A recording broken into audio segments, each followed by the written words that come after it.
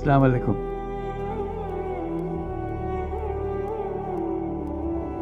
তোমাদের দেখছি আর ভাবছি কি একটা স্বপ্ন আমাদের সবার সামনে, তোমাদের সামনে, জাতির সামনে তোমরা নিয়ে এসছো। প্রথম শুরুতেই আমরা যারা শহীদ হয়েছে তাদের কথা স্মরণ করি। যারা শহীদ হয়েছে তারা চলে গেছে,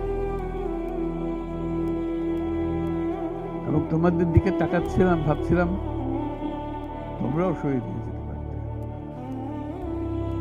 এটা শুধু ভাগ্যের খেলা, তুমি এদিকে রয়ে গেছো, সেই দিকে চলে গেছো। আজকে তারা